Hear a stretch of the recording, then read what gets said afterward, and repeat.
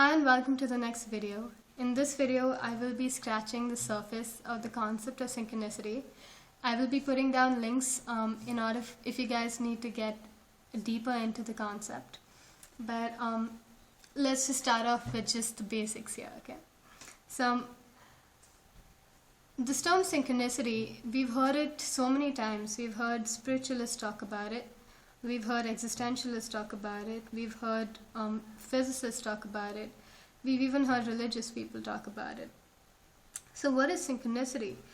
The term synchronicity was coined by Carl Jung, who's an extremely famous psychoanalyst, famous for his theories on archetypes and the collective unconscious. If you break down the term synchronicity, you get the term chronos, meaning time, and synchronous, meaning synchronized in time. The other term for synchronicity is meaningful coincidences. That means there are coincidences co-occurring together but having a meaning attached to them. The difference between coincidence and a meaningful coincidence would be that if I was to sneeze and suddenly there's this plane crash in front of me, that would be a coincidence because there is no cause-effect relationship. A meaningful coincidence would be, suppose a woman wanted a book really badly and she felt that the knowledge she needed was within that book. And she went around and searched all around her town for that book. And she went from one bookstore to another and finally just gave up and sat down. And then she looked to her left and she saw this other woman sitting there who had just closed a book. And when she saw the cover of the book, she realized that this was the book that she was searching for. And then the woman turns around, the other woman who was reading the book, turns around and looks at this other woman and says, this is a really good book, you should read it, and gives it to her. That would be a meaningful coincidence. Now, usually when events happen, there's always a causal relationship. That means there's always a cause-effect relationship. But with synchronicities, there is no apparent tangible cause for the event to take place. For example, if you were sitting and daydreaming about your friend or somebody you've not met in a long time or haven't spoken to in a long time, and suddenly you're woken up by a call from that person, that would be a synchronicity. So one day, Carl Jung was sitting in his office during psychotherapy with his patient, and his patient was reciting to him or telling him about her dream in which she saw this golden scarab, which is a particular kind of a beetle-like insect. And while she was telling him about this dream, there was tapping on the window behind Carl Jung. So he turned around and he opened the window, and in came an insect. And when he caught the insect, it was the golden scarab. And the golden scarab was extremely rare for that time of year. So this is what got him interested in this entire meaningful coincidences. Following all of this, he started discussing with Albert Einstein and with a very well-known physicist named Wolfgang Pauli, and he drew parallels between synchronicity and the theory of relativity and quantum mechanics. Carl Jung always maintained that life was not just a series of random events, but there was some sort of deeper order to things. And gaining insight into these deeper order of things would reveal to the person some sort of reveal to the person something that would be on a spiritual nature, some sort of a spiritual awakening. Another thing that Carl Jung noticed was that dreams were very well correlated to synchronicities. Because a lot of his patients, before they had the synchronous event, had dreams which had content relating to the synchronous event. He's also maintained that there is this, because he brought in the concept of spiritual awakening, he also maintained that there were probably greater existential and philosophical questions waiting to be addressed when it came to synchronicity. So what we've learned so far is about synchronicities is that There are inner events that happen within our inner psyche, and there are outer events that happen outside of ourselves that are somehow related, meaningfully. Psychosomatic medicine has for a long time tried to understand the still unknown relationship between inner psyche and matter, but eventually they've come to the possibility that perhaps the inner psyche of the individual and matter is essentially the same thing, except one is observed from within and one is observed from without.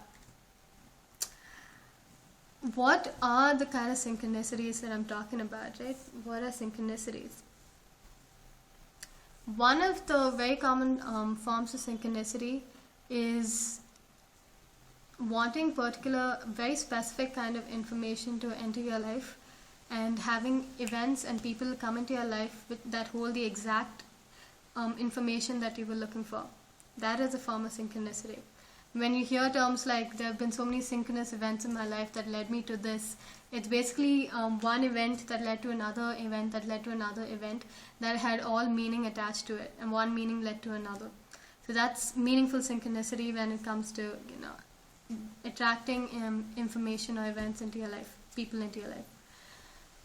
Another type of synchronicity is when you're thinking about somebody who you haven't met in years and you don't even know where this person is, and you almost immediately or during a very or soon you bump into that person or you hear from that person.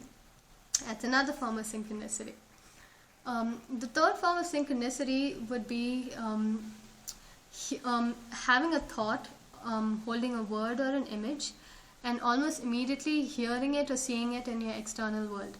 For example, if I was sitting here thinking of the word astral, and suddenly there is a bus that passes in front of me, not here, not in my room, but I'm talking about outside. If I was sitting and thinking of the word astral, and suddenly there's a bus that passes by me that has the hoarding astral written on it, that would be a synchronicity. The fifth kind of synchronicity would be the constant occurrence of certain patterns of numbers in your life. Some of which you've already heard of, like 1111, 2222, 333. Sometimes mirror numbers like 1221.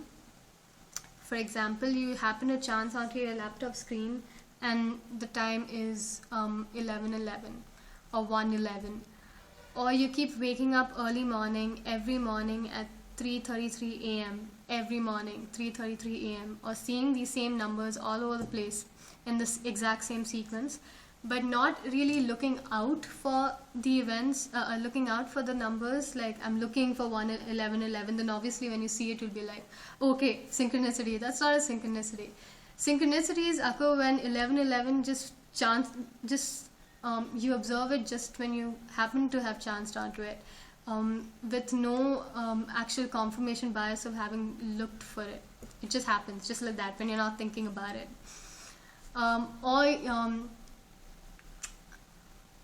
Certain numbers show up even in your dream life, not just in waking reality.